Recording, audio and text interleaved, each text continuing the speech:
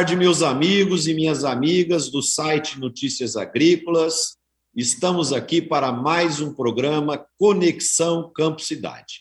O nosso programa, como vocês sabem, tem como propósito fortalecer a união entre o público urbano e o público rural, gerando assuntos que são do interesse desses dois públicos importantes e com isso, quanto mais a gente fortalece essa união, de uma forma direta e indireta, a gente fortalece o agronegócio e, consequentemente, fortalece o desenvolvimento econômico, o desenvolvimento de empregos, de tecnologias, de mercados para o agronegócio brasileiro. Nós temos hoje aqui um convidado de honra, o amigo Alberto Yoshida. O Alberto Yoshida, ele é presidente do Conselho de Administração da Andave. A Andave é a Associação Brasileira de Distribuição de Insumos Agropecuários, né? E é uma importante entidade que cuida, lidera um segmento muito relevante da cadeia do agronegócio. Alberto, seja bem-vindo. Passe para nós os grandes desafios da distribuição de insumos agropecuários no Brasil. Maravilha. Boa tarde a todos. Boa tarde, Tejon, Alexandre e Roberto Rodrigues. Para mim é uma honra. Deixa eu só fazer uma correção. Eu sou o presidente do Conselho Diretor, né? Na verdade, hoje eu tenho um papel nesse biênio que está passando de representar 34 conselheiros, né? Nós temos um conselho diretor que dá o norte para os nossos executivos, e eu assumi a responsabilidade no biênio 2021 de estar representando o Conselho Geral Brasil, né? Então, eu sou o presidente do Conselho Diretor da Andave, que é a Associação Nacional dos Distribuidores de Insumos Agrícolas e Produtos Veterinários. Bom, falando de desafio, né, Marcelo, eu acho que o ano de 2021 ele está um grande desafio. Eu acho que o associativismo ele nunca fez tanto sentido, na minha opinião, apesar de digitalmente estarmos muito próximos, mais conectados, trabalhamos bastante e eu costumo dizer na minha fala que nós temos essa responsabilidade, assim como as cooperativas, de levar tecnologia até o produtor rural com esse desafio de aumentar a produtividade, né? Os custos ele vem subindo, né? Do mercado nacional ele não vem acompanhado, mas o mercado internacional talvez a relação troca é melhor do que o mercado interno. Eu acho que muito além de também levar tecnologia e ajudar o produtor rural e representar as indústrias, eu acho que nós também a Andave tem um desafio grande, que é estar muito próximo à entidade. Brasília, por exemplo, nós temos um executivo em Brasília, onde nós acompanhamos muitos projetos, inclusive no Ministério da Agricultura, e fato que a nossa associação, que o nosso negócio, ele é altamente legislado. E, em alguns momentos, o nosso agro ele não é mais rápido ou eficiente por uma questão de burocracia. Acho que nós temos muitas coisas que emperram um pouco os nossos movimentos, né? Essa aceleração com um pouco mais de velocidade nessa questão burocrática. Isso é um gigante desafio que nós temos e nós levamos essa demanda junto ao Ministério da Agricultura, por exemplo. E para nós hoje, a nossa voz hoje, ela é representativa, porque hoje nós representamos mais de 2.100 associados, nós temos mais de 2.100 CNPJs debaixo do nosso guarda-chuva. Portanto, hoje, somos uma entidade que representa a classe, né? A gente tem uma grande representatividade no setor de distribuição de insumos agrícolas. Então, assim, eu acho que o desafio que você perguntou, Marcelo, é a gente ajudar o sistema a melhorar o sistema desburocratizando e cada vez mais esse desafio de preparar gente, de preparar pessoas para o nosso negócio. Eu estava outro dia com uma empresa de consultoria e ele falava que nós vamos ter um blackout daqui a alguns anos de profissionais de engenheiros agrônomos. Assim, a necessidade que ele vai ter não vai atender o quanto nós estamos formando. Então, eu imagino que um desafio grande é pessoas e outro desafio é treinar pessoas. Então, a gente tem grandes projetos na associação para que a gente possa ajudar o agronegócio brasileiro. Roberto Rodrigues. Yoshida, uma pergunta que está para todo mundo hoje acontecendo é o tema de garantia de suprimentos defensivos agrícolas para essa safra. Como é que você está enxergando esse problema? Olha, Roberto, a gente tem acompanhado Brasil, a gente tem acompanhado indústria, a Andave, ela vem conversando com todos esses novos modelos de acesso, inclusive com a indústria, com as principais indústrias, CropLife e assim por diante, e é um tema que a gente vem discutindo todas as semanas. Inclusive, hoje, eu tive uma com uma revenda grande do Mato Grosso do Sul. É sabido que algumas moléculas, né, pondo o nome aqui, 2,4-D, de 4, acefato, nós temos uma escassez muito grande. Conversando com algumas indústrias, pontualmente, Roberto, algumas moléculas nós teremos problema até meados do ano que vem. Alguns produtos mais comoditizados, acreditamos que janeiro, fevereiro e março, ele deve normalizar, né? Ele não vai estar abundante, mas ele deve normalizar. Temos ainda um blackout na linha de fertilizantes também, né? Hoje, fertilizantes também é um outro grande problema, ministra na Rússia. Eu acho que o insumo, né? Toda essa, eu não vou repetir o que o mercado fala todos os dias, China, Rússia, mas existe, Roberto, hoje um grande problema de abastecimento de produto e em conversa com distribuidores, em conversa com a indústria. Algumas coisas interessantes, Tejon, Roberto, que a gente vem vendo, é que as revendas que têm boas parcerias, ela teve menos dificuldade. Também tem dificuldade, né? Mas o mercado, de modo geral, ela está extremamente restritiva e com um gigante problema de gestão desse estoque. E para ajudar mais um pouco, Roberto, alguns clientes, alguns produtores que ouviram falar que vai faltar, aceleraram as compras, né? Compraram um pouquinho mais e aí acho que a falta foi até um pouco pior, né? Enfim, existe, é fato, e tem gente discutindo, trabalhando para melhorar o sistema. Essa falta, perdão, só para terminar aqui essa conversa, acabou levantando os preços, né, Alberto? Bastante, o custo de produção subiu muito, né? Puxa vida, Roberto, nem se fala em fertilizante, né? Eu vivo um pouco o mercado de HF, por exemplo, fertilizantes que custavam há 6, 7 meses atrás R$80, hoje é comercializado por R$350, R$300, mas acho que é uma consequência de custo. A gente tem um custo logístico, a gente tem um custo aduaneiro, nós temos o custo do produto, nós temos a variação cambial, que o Alexandre pode falar muito bem disso. Isso vai impactar diretamente a nós, consumidores finais, sabe? Acho que isso, já, em algum momento, eu estava com o CEPE, inclusive, Alexandre, semana passada, falando sobre hortifruti, viu, Tejon? E nós achamos que nós teremos uma redução de área de plantio. E se for do jeito que o CEPE vem sinalizando, eu sinto até medo de ter falta de comida pela diminuição de tecnologia, falta de insumos agrícolas, né, porque o custo não vem fechando, viu, Roberto? Assim, é um sério problema que a gente vive hoje no Brasil, principalmente fertilizante, nem se fala. E claro que sim, houve um aumento significativo dos insumos, né, grande. Alberto, bom, tem tanta coisa da sua fala, até essa questão dos in natura, né, dos hortifrutis, a gente está preocupado mesmo, né? Historicamente, fizemos um estudo estatístico aqui, bem detalhado até, Alberto, e realmente a gente deve ter uma transmissão de preços forte, porque acaba encolhendo a área, né? No caso de hortifruti, a gente não exporta, né? A pressão de custo é dolarizada, a receita não é dolarizada, a gente vê um cenário preocupante mesmo de alta. Mas eu queria explorar um pouquinho mais com você. Eu acho que a gente tem que tomar um certo cuidado. Uma situação é preço, outra situação é não ter, né?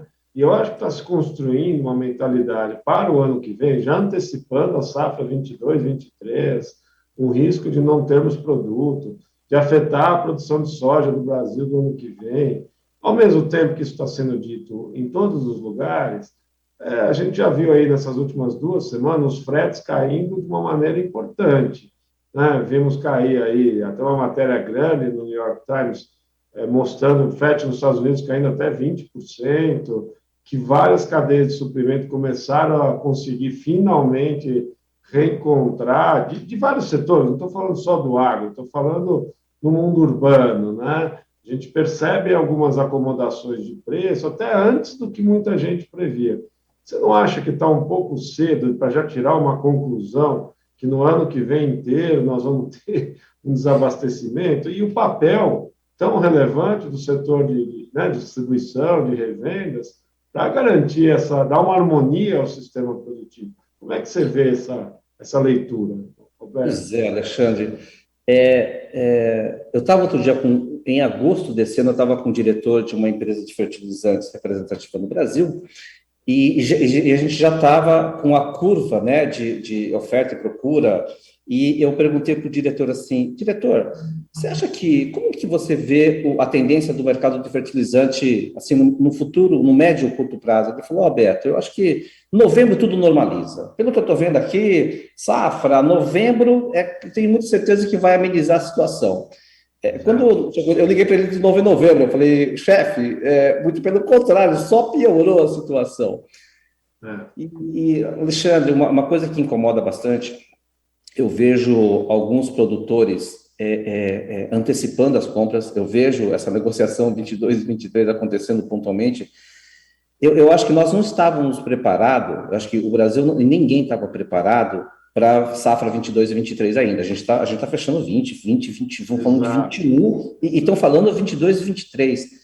Então, Alexandre, se a gente olhar por um lado, assim, um viés logístico, nós não temos infraestrutura nenhuma para antecipar safra 22 e 23. Aí a lei de procura e oferta, especulação. Então, Alexandre, assim, é muito difícil de tomar qualquer conclusão, sabe? Então, a gente vai fazendo o discurso nosso de acordo com as informações que a gente vem recebendo de mercado. E o que mais me incomoda, Alexandre, é que, às vezes, eu faço uma abertura de uma reunião na Andava, seja onde for, na segunda-feira. E as informações que eu passei segunda-feira não têm mais validade na sexta. O mercado mudou. Então, o grande problema é que a gente... Alberto, colaborando aí com essa discussão, eu acabei de ver há pouco a OMS falando que se os países ricos não se preocuparem em equilibrar a vacinação nos países mais pobres, nós podemos ter ainda mais 5 milhões de mortes com a pandemia. Quer dizer, então, esse comportamento do que vai acontecer com a pandemia versus essa nova variante aí, Omicron, tal, isso tudo são fatores que aceleram a recuperação ou agravam essa recuperação, né? Então, isso tem que ser monitorado, como você mesmo falou, dia após dia, porque é bem complicado a situação ainda. Alexandre, só terminando a sua fala, eu acho que qualquer empresa que faz um bom planejamento estratégico vem errado muito o que a gente vem trabalhando, né? Assim, e fatores externos como esse que o Marcelo colocou não está no nosso dia, né? Então, o impacto é evidentemente grande. Então, Alexandre, assim, eu tomo muito cuidado com as falas, né? E, na verdade, eu reporto as informações que eu recebo, eu vendo pelo mesmo preço que eu comprei, sem tomar nenhuma antecipar a tendência de mercado, porque, de novo, as informações de segunda-feira já não servem mais na sexta-feira aqui no nosso negócio da distribuição, né? Então, e será um grande desafio para nós. Acho que o ano que vem nós temos safrinha março, depois daí para frente a gente procura imaginar e conversar com bastante gente. Por isso que esse programa de vocês, Marcelo, faz muito sentido para ajudar o agronegócio brasileiro, aos empresários tomarem as melhores decisões. Eu acho que essa mesa é fundamental para o agronegócio brasileiro. Obrigado. Alberto, eu acho que concordo contigo, não estávamos preparados, surpreendeu todo mundo. A própria FAO agora tem um documento preocupadíssima com a segurança alimentar do planeta. Eu não gostaria de acreditar, mas Alexandre, Alberto, Marcelo, isso que o Yoshida falou, corremos riscos, sim, de termos aí problemas de oferta. Então, vejo com preocupação. Agora, uma pergunta que queria deixar aqui para o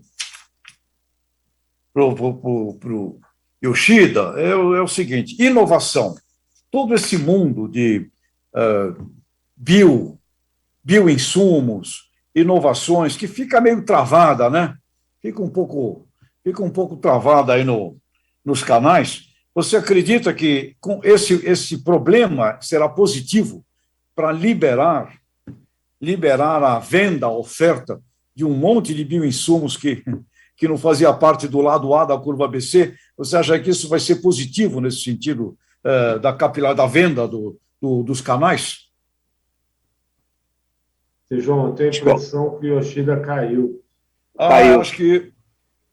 Acho que Yoshida não.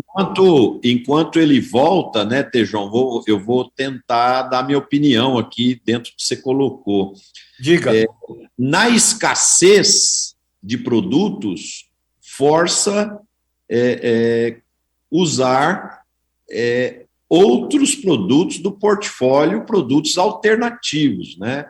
Então, com certeza, isso você colocou, você fez uma pergunta muito inteligente. Essa ameaça para um aspecto, ela pode ser oportunidade por outro, né? O Yoshida voltou. Yoshida, você não quer... Alguma coisa aconteceu que caiu. Yoshida, chegou a pegar a pergunta ou não? Não, eu não peguei a pergunta. A pergunta foi, olha, concordo contigo, ninguém estava preparado para isso, e acho que tem problema para enfrentar sério aí, tá certo? Acho que você está correto aí na tua preocupação. A pergunta que faço é, você acredita que os bioinsumos, as inovações, poderão receber uma aceleração em função daqueles clássicos produtos do lado A da curva BC estarem mais escassos ou faltarem? Você crê que vai haver um lado positivo nisso com relação à inovação, Yoshida? O Yoshida, seu microfone está travado. É o seu áudio. Ok. Eu acredito, Tejão, que os bioinsumos, ele já é uma tendência no agronegócio brasileiro. A sinergia, eu não acredito que ele vá substituir 100% química, eu acho que isso não faz sentido, mas vai haver uma sinergia entre o manejo biológico, microbiologia, macrobiologia versus o químico, né? Quando você fala em segurança alimentar, Tejão, você faz parte, a gente vem acompanhando os movimentos do ABRAS, o movimento do APAS, o PMA e assim por diante, a gente percebe que cada vez mais a sociedade ele vem aclamando e pedindo, não para produto orgânico, nada contra orgânico, mas para uma melhor proteção.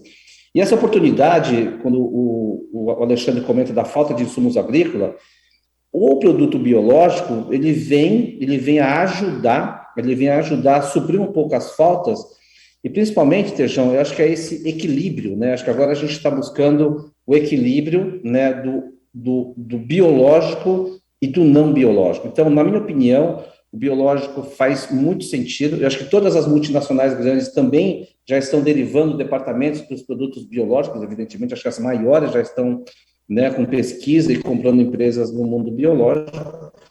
Eu tive outro dia com o presidente mundial de uma multinacional grande, perguntei se faria sentido, ele falou, não faz sentido, não, essa é a grande tendência, que é o mundo biológico. Então, acho que vem muita coisa, Tejão, é questão de indução de resistência, biologia, morfologia, fisiologia, acho que vem muito mais coisa além dos produtos biológicos, macro e microbiologia. Ô Alberto, eu queria que você comentasse como que vocês na Andav estão vendo esse processo de consolidação do setor, e já faria de cara uma segunda pergunta, como que você está vendo esse novo modelo de lojas agropecuárias, lojas nas grandes avenidas, com telões, com cotações, mais mesa de reuniões e sem o estoque de defensivos, sementes e fertilizantes, ou seja, lojas de insumos agrícolas, muitas lojas novas sendo abertas, já sem o centro de distribuição e essa central de distribuição ficando num local específico para atender 2, 3, 10 lojas, né? Então, como você está vendo esse movimento, esses dois movimentos? Boa pergunta. Marcelo, Alberto, deixa eu agregar a pergunta do Marcelo, um terceiro ponto, que é essas plataformas comerciais que funcionam só no virtual. Essa mesma direção. Um comentário sobre isso. Você fala o e-commerce, por exemplo, Roberto? Isso. Tipo de e-commerce, Vamos lá, então. A Andav, hoje, nós temos uma pesquisa importante a nível nacional, a gente coleta muitos dos dados, acho que eu posso compartilhar algumas coisas com vocês. Bom, primeiro, consolidação. Eu acho que nos últimos 3 anos, 5 anos, assim, o modelo de acesso ao mercado ele vem mudando grande, né? Assim como a gente tem os modelos americanos, tal, não vai ser igual, mas ele vem consolidando. Então a gente pega grandes grupos de investimento, fundos estratégicos, empresa comprando. Hoje nós temos empresas comprando revendas, nós temos cooperativa comprando revendas, nós temos revenda comprando revenda, fundos comprando revenda. E na minha opinião, esse modelo de negócio não parou e nós teremos mais coisas sobre consolidação nos próximos meses. A gente tem muita coisa vai acontecer. Mas isso, Marcelo, ele tem muito a ver também com a profissionalização da distribuição. O Marcelo acompanhou a evolução dos distribuidores no Brasil nos últimos 10, 15 anos.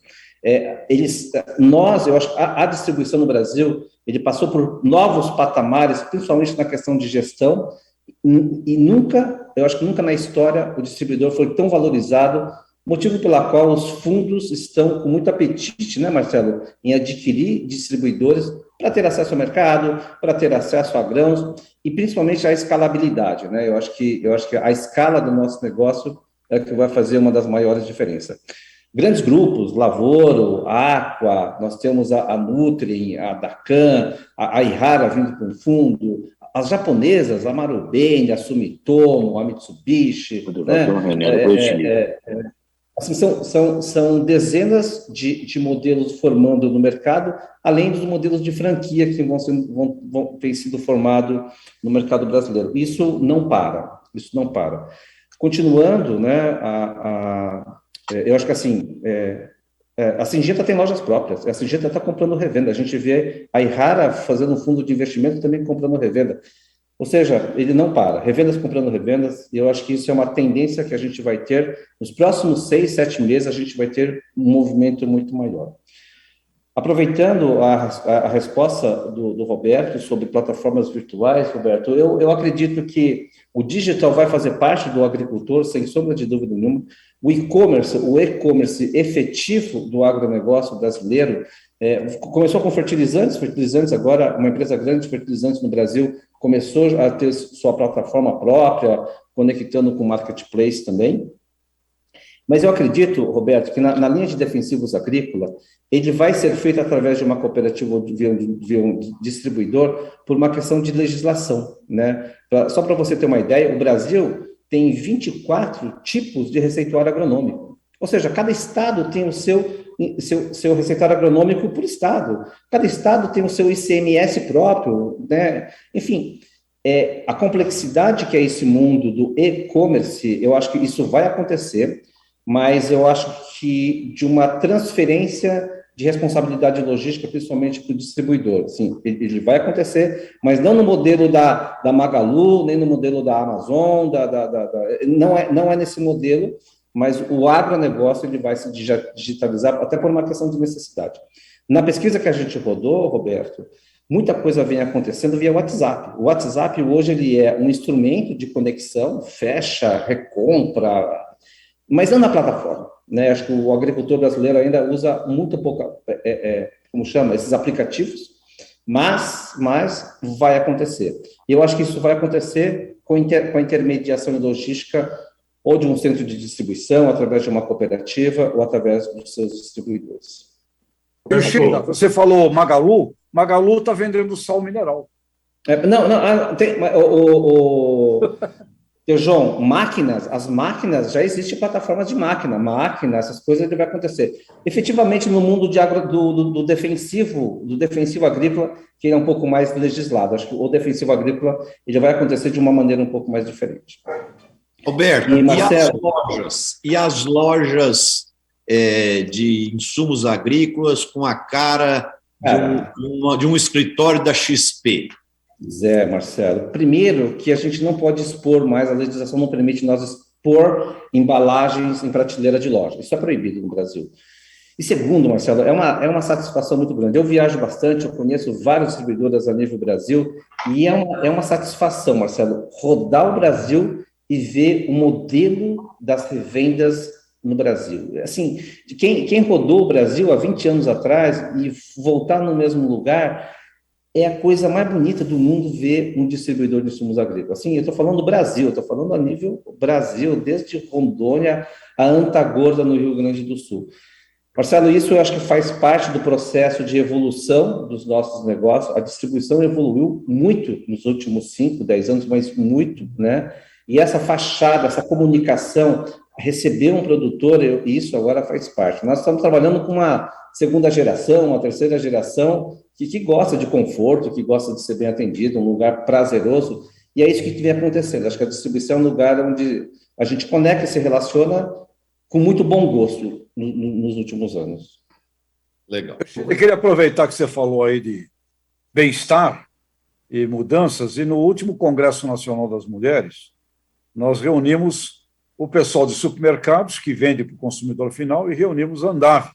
Participou lá o Paulo Tiburcio, aliás, uma ótima participação, falando das mulheres. Como é que está esse movimento das mulheres responsáveis por rede de revenda, pela rede de distribuição? Como é que está andando isso, Yoshida?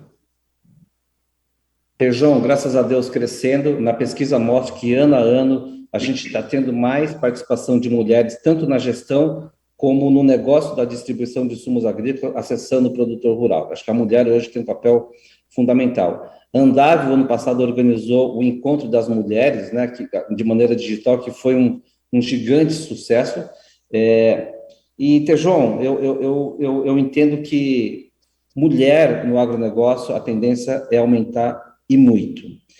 A gente vem falando sobre escassez de mão de obra, né? Então, eu acho que cada vez mais as mulheres vêm para participar. Muitas revendas já são lideradas por mulheres, né? No nosso conselho diretor, o ano que vem da Andav, deve ter 2 mulheres no nosso conselho diretor, né? A Bayer, a presidente, é mulher. Então, eu acho que as mulheres, elas estão vindo para o mercado do agronegócio, elas estão vindo para o mercado da distribuição, inclusive acessando o produtor rural. Assim, eu conheço muitas revendas onde as mulheres estão extremamente presentes e com muito sucesso, Tejão. Não menosprezando os homens, mas as mulheres estão vindo muito bem no agronegócio. Os homens que não tomem cuidado, viu, Tejão? Estou achando, viu? E a performance média de venda das mulheres é superior à performance média dos homens, viu? Não conta isso para ninguém, não, viu? Senão nada vai tomar conta. Roberto, você trouxe um mosaico de coisas muito interessantes que eu queria ver como é que você reage a essa percepção. Viajando pelos Estados Unidos, a gente vê que houve, de fato, uma concentração muito grande na distribuição, tá certo? E o Brasil, me parece ter uma complexidade muito maior que a dos Estados Unidos, a minha impressão. A primeira, você já colocou, legislação, tem uma questão tributária. A gente tem uma história, né, Alberto, do crédito passar pelos canais do distribuidor, coisa que nos Estados Unidos não é, né, tão usual. A gente vê também, no nosso caso, serviços atrelados às revendas, né? Tecnologia, debates tecnológicos, acesso à informação.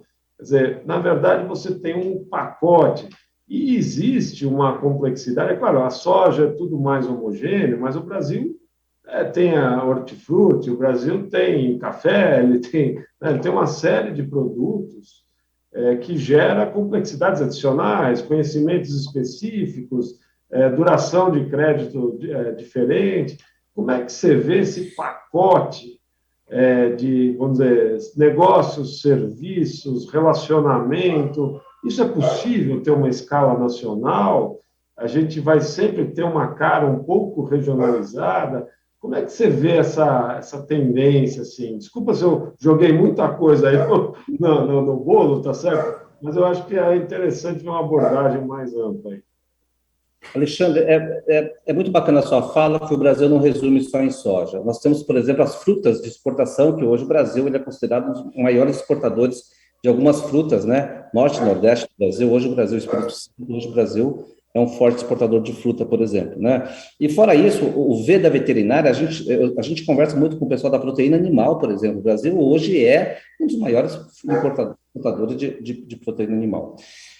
Resumindo a resposta, Alexandre, é assim, ó, a gente conversa com muitas pessoas que foram consolidadas, que vão ser consolidadas, a gente conversa com a indústria, Eu acho que lá nos Estados Unidos, Alexandre, 70%, 80% do negócio de acesso ao mercado é feito pelos grandes. Agrium, Helena, né? Então, tem grandes, mas também, Alexandre, tem bastante pequenos distribuidores. Eu visitei vários pequenos distribuidores nos Estados Unidos. Também tem pequenos distribuidores que não foram incorporados.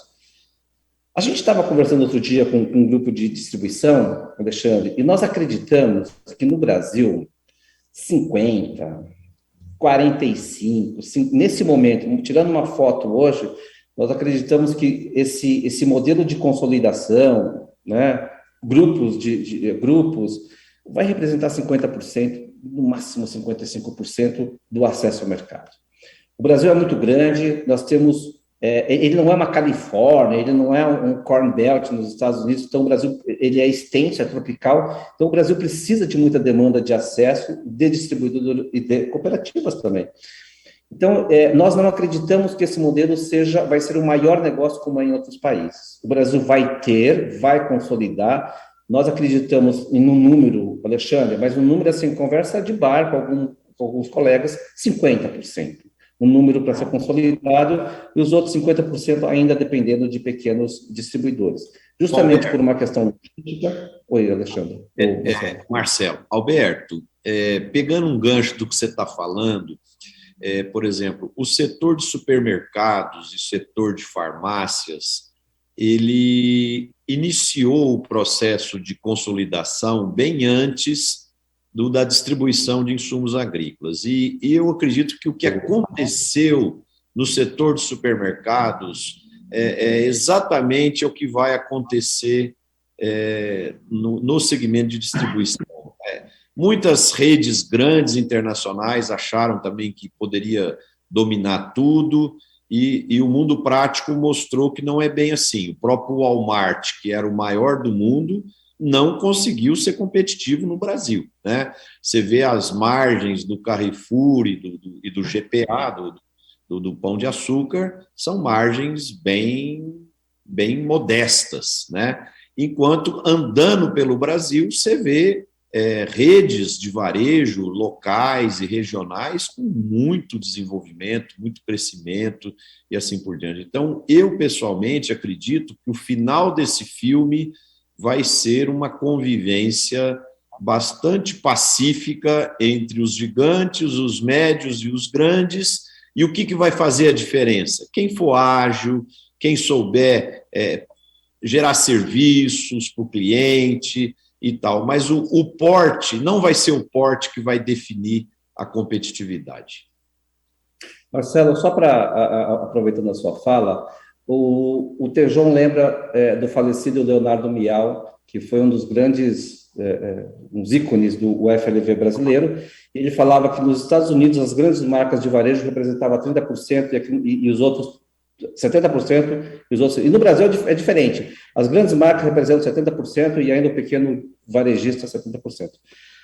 No agronegócio, Marcelo, eu acredito muito que os nossos agricultores ainda, um dos valores que é representativo ainda é o relacionamento, sabe?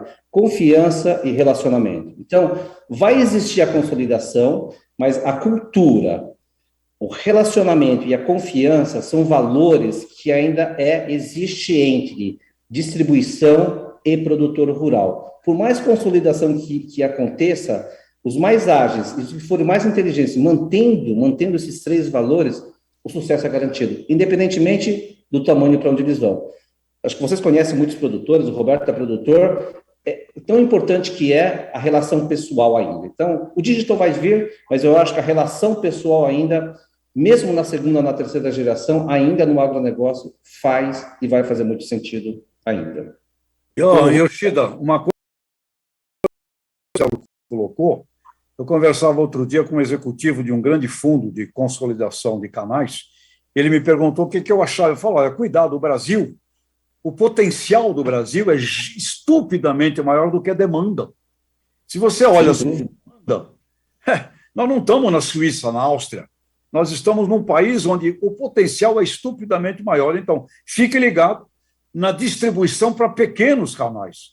pequenas revendas no Brasil, na minha forma de ver, continuarão existindo e serão muito importantes. E basta você dar um passeiozinho pelo Rio Grande do Norte, você dá uma andadinha por aí, que você vai ver de potencial de distribuição para pequenos. E você lembrou do Walmart, Marcelo? Uma coisa interessante nos Estados Unidos, a demanda muito estabelecida já, né? Não é com o potencial que nós temos no mundo do varejo. O Walmart chegou uma hora que precisou apoiar pequenos bazares familiares em todas as cidades americanas, por uma questão de responsabilidade social. Então, onde a demanda está estabelecida, vai ter pequeno. Onde a demanda não está estabelecida, vai ter milhões de pequenos. Eu acho isso, Yoshida. João, eu estou preocupado até com o tempo aqui, que o Marcelo só mudou 25 minutos, já passamos, mas deixa eu só fechar a minha fala. Eu acredito, Mapitobá, Acre, Roraima, Rondônia, eu acho que o Brasil ainda tem uma fronteira muito grande para crescer.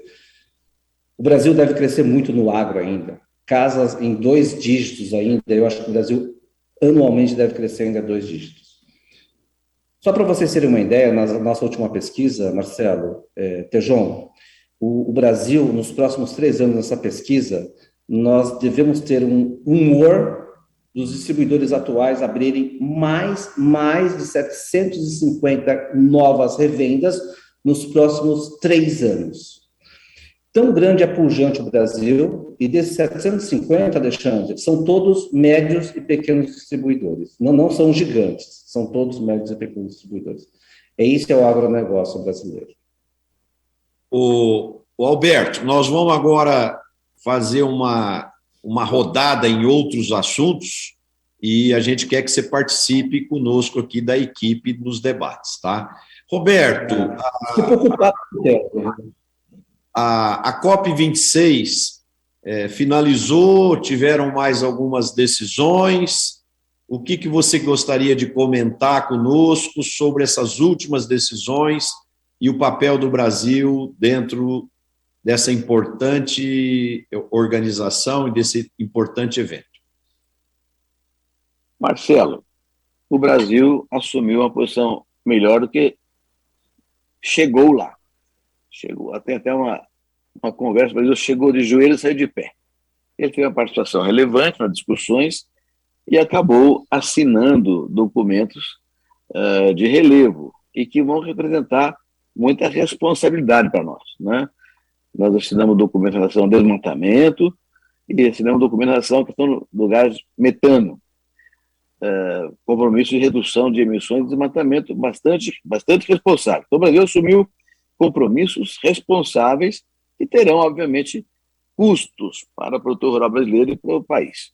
Mas, se não fizesse isso, ficaria muito feio para o Brasil. Então, foi um dado importante, positivo para a imagem, porém, tem custo a ser pago para isso aí. O segundo ponto é o ponto do mercado de carbono, que o Brasil teve um destaque também na formalização do programa, mas não temos ainda a estrutura que vai cuidar do assunto. Já definiu-se ser criada uma área específica para cuidar do programa do mercado de carbono, precificação, métricas, metas, etc. E ainda não está definido. Então, ainda é uma coisa a ser avaliado em termos de resultado para nós.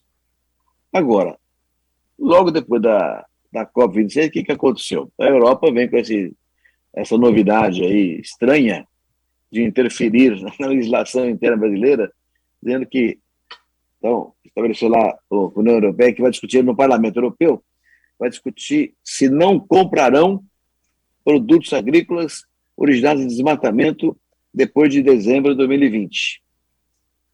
Inclusive, desmatamento legal.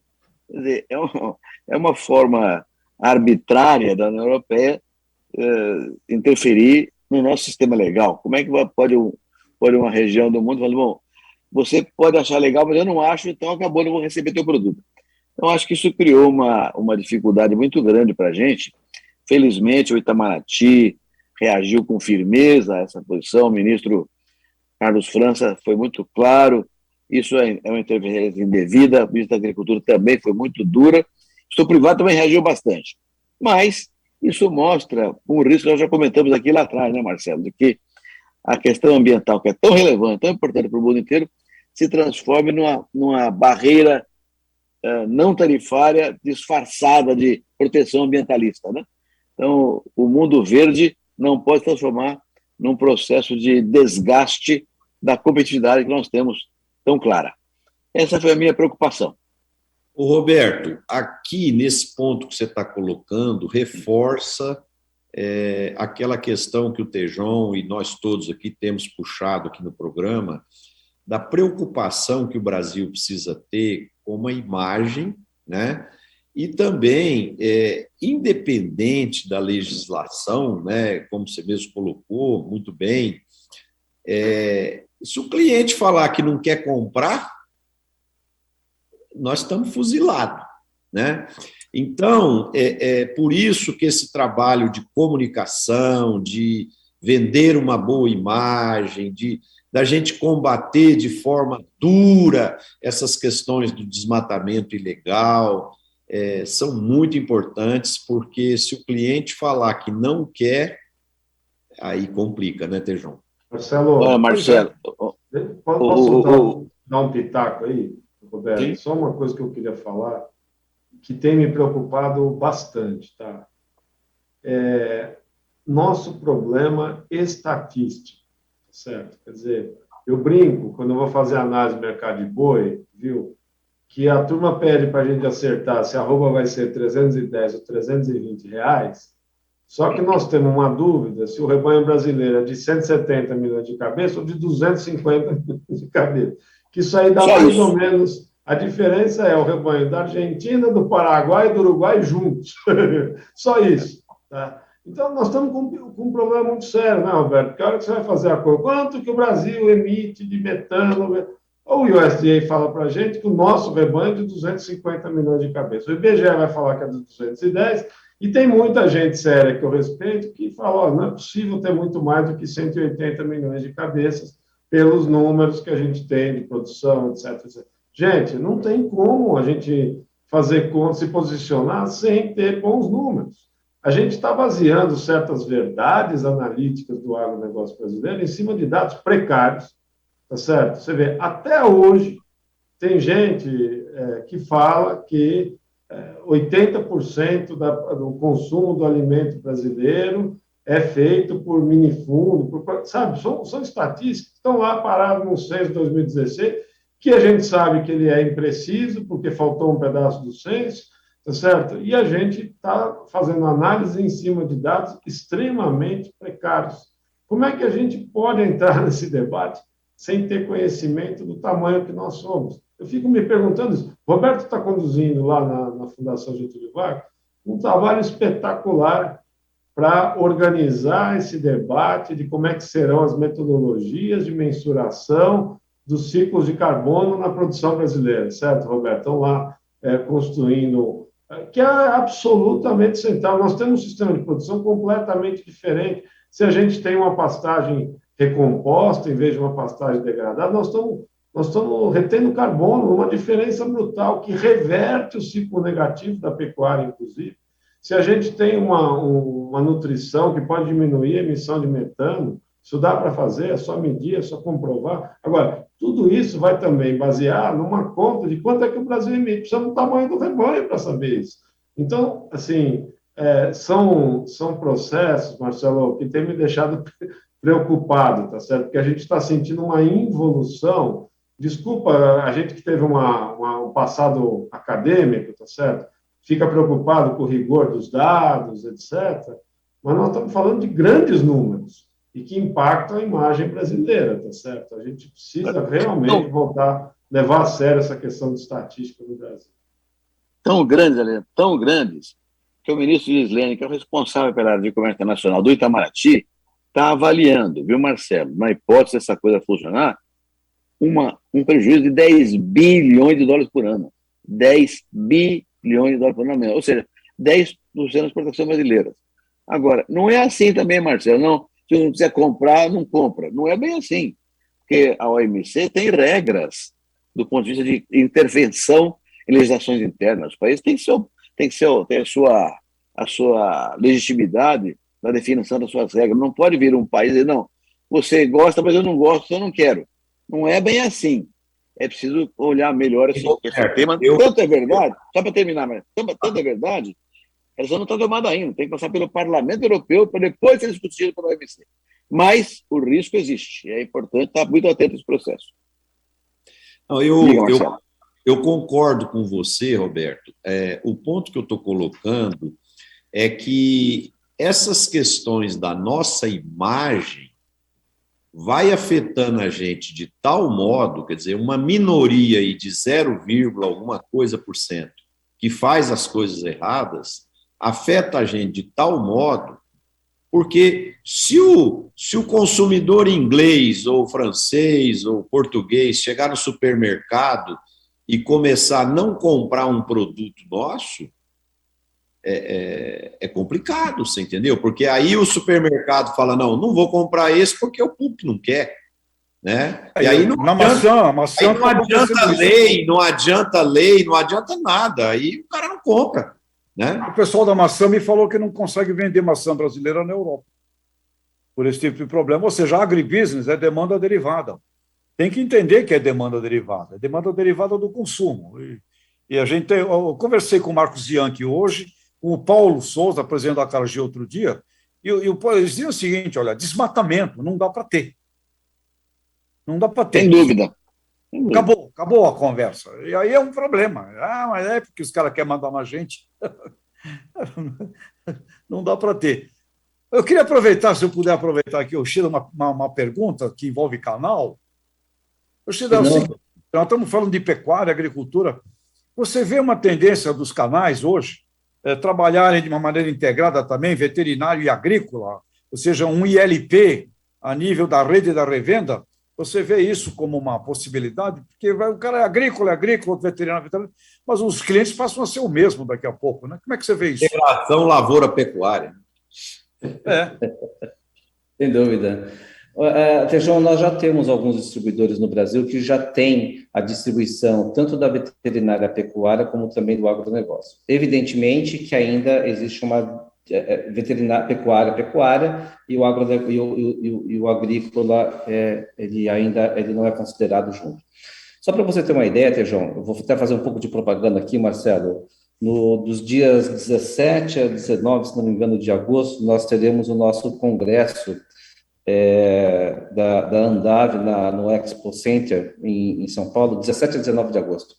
E lá, Tejão, nesse congresso, nós dobramos de tamanho, e lá nós teremos um espaço exclusivo para a pecuária e a linha veterinária. Então, tão grande importância que essa conexão que a gente vem criando do animal e veterinária. E nós queremos incentivar, Tejão, essa capilaridade. O Brasil tem mais de 5.400 distribuidores de insumos agrícolas hoje, né?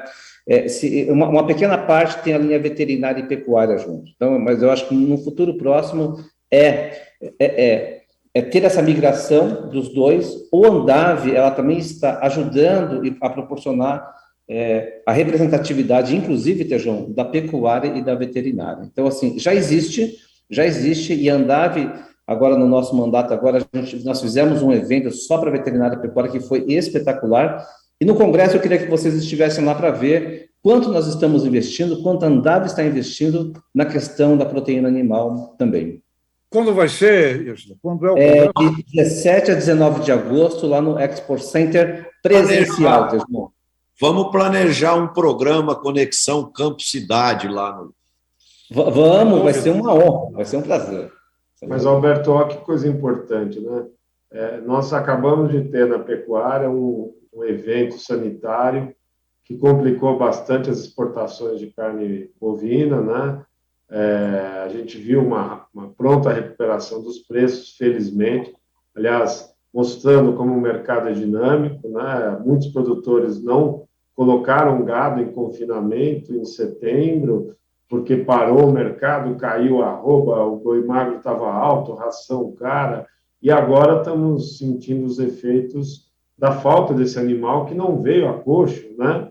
E que deveria estar suprindo. Então, olha a imensa volatilidade que nós passamos por um episódio sanitário que teve impactos e prejuízos gigantes para muita gente. o dianteiro caiu de preço aqui no Brasil, aí pressionou o preço do frango. A gente está vendo assim um movimento. Então, realmente, acho que a Andav tem um papel, né? Porque essa sinergia, no fundo, nós estamos falando de proteção de plantas, tá certo? De saúde de plantas e de saúde animal, né? Então, essa visão, na minha leitura, viu, Alberto, um dos grandes temas que nós brasileiros precisamos avançar é essa coisa da autorregulação do processo sanitário, quer dizer, um novo relacionamento setor privado, setor público. É óbvio que o setor público tem que preservar seu poder de polícia nesse tema, tá certo? Que tem que ter, mas eu acho impossível um sistema que está ficando tão complexo, tão grande quanto o brasileiro, integrando os sistemas de produção de carnes com sistemas agrícolas cada vez mais, que o setor privado não tem um papel nessa sanidade, né? Como um gestor disso, tá certo? E eu acho que essa distribuição, essa capilaridade, a gente tem que ter um debate sério de como é que tratar essa questão sanitária, porque o Brasil está ficando muito complexo, né, em termos de gestão. Viu, Alexandre? A gente tem uma questão da legislação. Algumas coisas no agronegócio, na pecuária, é de 1970 ainda. A legislação a gente vive ainda hoje. Mas o Tejon, ele é parceiro nosso, principalmente quando a gente fala da questão da segurança alimentar e da rastreabilidade, sabe? Então, assim, isso é um assunto em pauta, né? O Ministério Público hoje vem tomando frente, principalmente da segurança alimentar, esse conceito novo das instruções normativas que vem saindo, principalmente, né, Tejon, nessa questão da rastreabilidade. Eu acho que isso... E a gente precisa ajudar mais os produtores, os pecuaristas, levar mais informações para eles, que isso já está acontecendo. E essa comunicação, a informação tem que chegar com qualidade lá na ponta, lá no agricultor, lá no pecuarista. Esse, viu, Alexandre, vai ser um dos desafios também do distribuidor ajudar a sociedade, sabe? Assim, eu concordo com você em gênero e em número e levar informação. Então, faz todo sentido. Esse programa Rama que você participa, né? Rastreabilidade claro. De alimento com Abras, né? Acho que isso vai ter para tudo, né? Vai ter para... Não é só hortifruti, não. Ô, Alberto, eu acho que tem uma outra revolução silenciosa acontecendo aí, que eu queria ver a opinião sua e dos meus colegas da mesa. O mesmo corpo e a mesma mente de um agricultor, ele tem uma casa na cidade e ele é um consumidor normal. Aí ele resolve comprar um livro e em 48 horas o livro está na casa dele. Ele resolve comprar uma televisão, em 48 horas a televisão está na casa dele. Aí ele começa a pensar assim, bom, eu não quero ter estoque demais na fazenda, porque eu estou sujeito a roubos, os insumos agropecuários hoje têm muito valor, então eu tenho que consumir da mão para a boca, né, um just in time. E esse comportamento urbano, ele vai ser levado para a relação dos insumos agropecuários. E até que ponto as indústrias, os distribuidores e cooperativas já entenderam essa movimentação e quanto nós, como cadeia produtiva como um todo, estamos preparados para um agricultor que quer uma logística bem mais inteligente e bem mais complexa. Alguém quer começar? Acho que o Alexandre tem essa resposta melhor que eu até. Eu tenho uma visão sobre isso, Marcelo. Eu tenho achado que o maior negócio do mundo é a distribuição, é o transporte, essa logística, eu acho que a gente está vivendo a maior revolução da história, né? Você vê os casos da Alibaba na China, quer dizer, consegue distribuir meio quilo de carne com poucas horas na casa. Tá? Eu acho que a gente está vivendo algoritmos de otimização, sistemas muito mais complexos em termos de algoritmos, né, de capacidade de resolver problemas e, ao mesmo tempo, entregando o produto. Né? Eu acho que no agro, Marcelo, tem uma complexidade que é justamente essa heterogeneidade que a gente tem de vários produtos, tá certo? Uma televisão é uma televisão, uma ação numa lavoura é uma combinação, provavelmente, de produtos que o sistema distribui, e cada lavoura é uma lavoura, cada fazenda é uma fazenda, ou seja, a gente vai ter que se preparar para fazer esses armazéns, tá certo? E essas misturas de soluções, né, que eu acho que vão ficando cada vez mais complexas. Então, é um sistema desafiador, mas se eu tivesse que imaginar assim numa loucura, né, a gente vai caminhar para coisas parecidas com isso. Eu estou vendo essas startups de distribuição, sabe, o cara faz lá uma cesta de compra, ele entrega num prazo rápido. Eu tenho a impressão que vai ser inexorável nós avançarmos por esse caminho. É claro, Marcelo, que a gente estava discutindo anteriormente, tem uma questão de serviço embutido, tá certo? Quando eu compro uma tecnologia, eu talvez precise de uma assessoria junto, dependendo do tipo de cliente. Então, acho que tem certas complexidades, né, para a gente chegar num pacote, mas que eu acho que como modelão a gente vai ver esse tipo de coisa acontecendo. Eu acho que eu estou vendo esse debate no setor de adubo, né, onde é que eu vou ter planta, onde é que vai chegar a matéria-prima, como é que eu vou distribuir isso, eu vou ter que posicionar no Arco Norte, porque mudou o eixo de logística. A gente está vendo todo um redesenho, digamos assim, dessa estrutura de armazém, que eu acho que é o passo que vai precisar para fazer essa solução que você está propondo, tá? Que eu acho bem bacana essa discussão. Viu, Alexandre? Só complementando a fala do Alexandre, alguns minutos atrás eu falei que nós teremos nos próximos 3 anos mais de 750 novos distribuidores. Esse é o motivo do Brasil crescer, né? Como a gente é legislado, a gente não consegue mandar glifosato pelo correio ainda no Brasil, assim, não é possível pela lei que a gente vive. Então, um dos serviços do distribuidor é o seguro. É o seguro de guardar os insumos do produtor, para quem é produtor sabe o que eu estou falando, e o distribuidor leva em tempo real, ou um dia antes, o insumo lá para a fazenda para fazer os seus tratos culturais.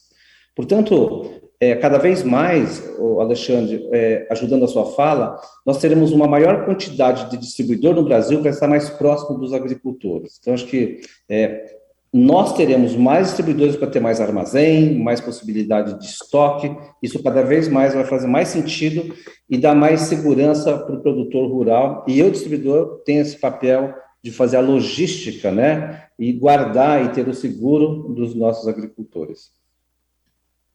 É isso aí, é B2B, é marketing industrial. Muito legal. Próximo da pequena indústria, para entregar rolamento, por exemplo, para ficar no exemplo industrial. O Alexandre, dá uma passadinha para nós do panorama dos preços e dos plantios aí, das principais culturas brasileiras aí, bem rapidinho. Legal, rapidamente, né? Acho que as chuvas estão vindo muito bem, o plantio foi bastante adequado, foi muito rápido, aliás, é recorde nos últimos 5 anos, o plantio de soja. A gente está vendo um pouco de falta de chuva no Rio Grande do Sul, está ali no limite, né? Alguma coisa no Mato Grosso do Sul, mesmo São Paulo, né? A gente teve em algumas regiões um veranico, né? A gente está ali, lembra, é um quadro de laninha, a gente, né, tem um certo risco, mas as projeções continuam otimistas para chuvas aí, principalmente no Cerrado nosso, né? Maranhão, Piauí, Tocantins, eu diria Bahia, Mato Grosso principalmente, Goiás, realmente as regiões Sudeste e Sul que podem sofrer um pouquinho mais de risco. Mas, de um modo geral, estão muito bem. Acho que o destaque dessa última semana tem sido o mercado de café, né? A gente está vendo o café, bateu 240 pontos lá, foi muito forte, viu, Marcelo? Estamos vendo assim, problemas de abastecimento, logísticos, demanda de café bastante forte. O açúcar cedeu um pouco, porque é por causa da queda do petróleo, né, que baixa o álcool, baixa um pouco, mas mesmo assim é preço extremamente alto. Nós estamos vendo preços firmes de trigo, de milho, de soja no mercado mundial. Eu acho que a única preocupação que eu traria para o grupo é que estamos, porque nós já comentamos, e eu continuo reforçando esse ponto, o produtor está muito pouco vendido, principalmente o produtor de soja. eu acho que a gente tem uma chance de ter uma safra muito grande e vai ter uma combinação, que eu não sei qual vai ser o resultado disso, tá, gente? Sinceramente, que é uma safra grande com pouco vendida, com uma logística de exportação mais lenta, exatamente porque a comercialização não foi feita. Como é que vai ser essa questão de armazenagem no Brasil? É difícil da gente... É diferente, é um ano completamente diferente do passado. E, se a safrinha for plantada no que a gente acha que é o calendário praticamente perfeito, tem potencial também de uma safrinha grande vir. Então, toda essa questão de logística será um grande tema esse ano no Brasil. Mas, de um modo geral, os preços seguem muito bons e, de um modo geral, até agora, as lavouras estão vindo bem, tá? Me parece que vai ser um ano de uma safra muito grande, viu, Marcelo? Se Deus quiser, que traga muita prosperidade para todos os agricultores e toda a cadeia do agronegócio.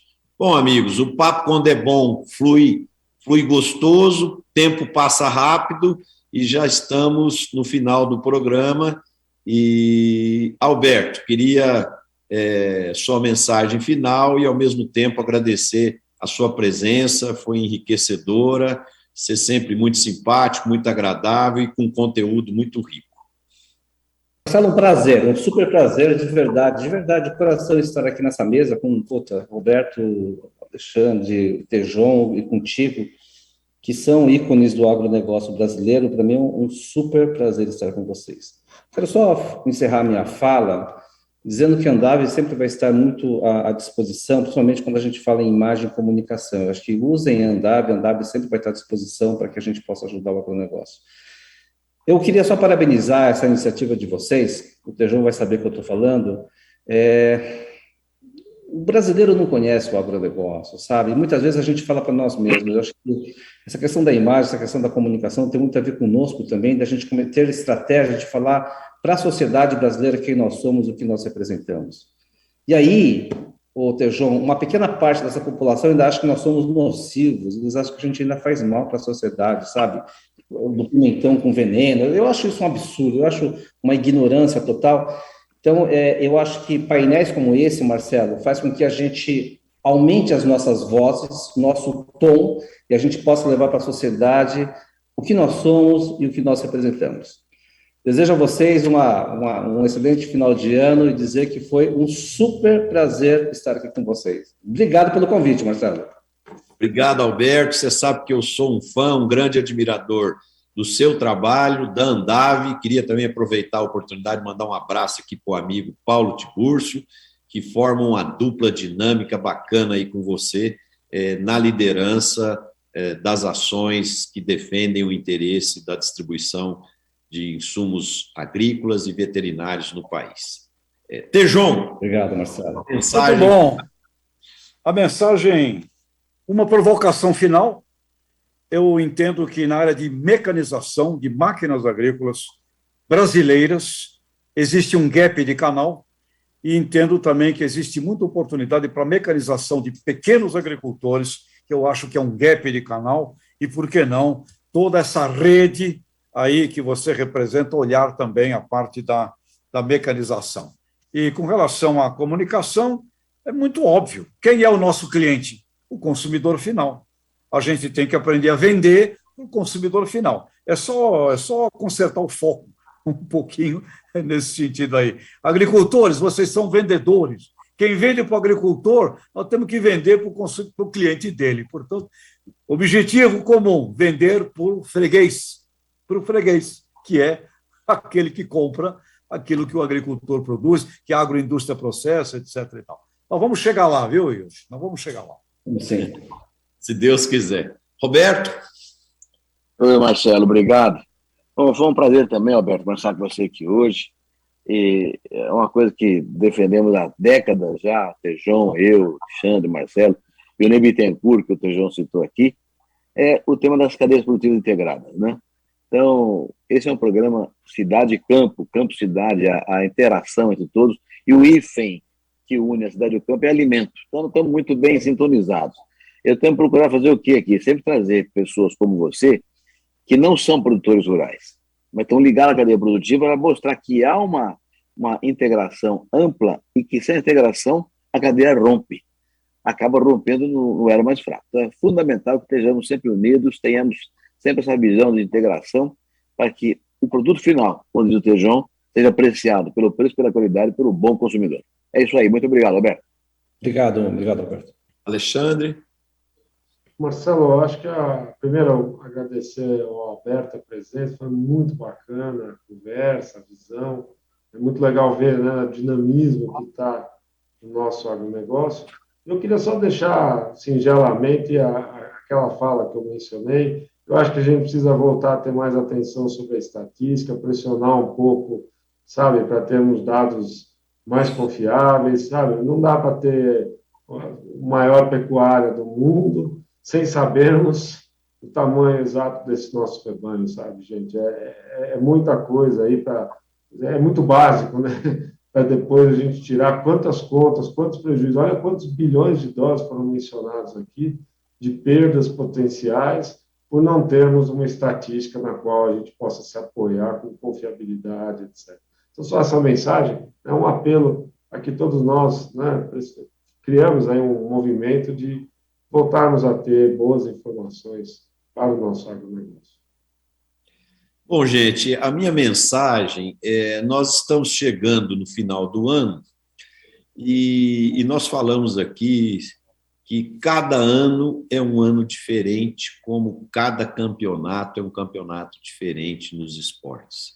Então, agora é hora de analisar os cenários, fazer um bom planejamento aí para 2022. Tem muitas oportunidades na mesa, ao mesmo tempo tem muitas coisas que vão desafiar o empresário do agronegócio em 2022. Então, é muito importante mapear todas essas variáveis, traçar um plano inteligente para que você, empresário da distribuição, da agricultura, da pecuária, da cooperativa, da agroindústria, da indústria alimentícia, possa ser bem-sucedido em 2022. E, Alberto, mais uma vez, parabéns pelo brilhante trabalho que você fez à frente da Andave. O Alberto está entregando a sua gestão agora no início de dezembro, e uma nova equipe de direção do Conselho Diretor vai estar assumindo, liderado pela pessoa do Oswaldo, e nós aqui do programa queremos desejar à nova equipe muito êxito, muito sucesso nos novos desafios aí para a Andave, e mais uma vez parabenizar você, Alberto, e toda a sua equipe pelo brilhante trabalho que vocês desenvolveram. Queria agradecer os nossos internautas que estiveram aqui conosco até agora e aqueles que irão nos assistir pelos canais aí do YouTube, e coloquem aí, quem gostou do programa, coloque um like aí para ajudar a divulgar o programa, compartilhe com seus amigos, para que o propósito maior desse projeto, desse programa, possa ser alcançado, que é fortalecer e criar pontes unindo o público urbano e o público rural. Boa noite a todos e muito obrigado.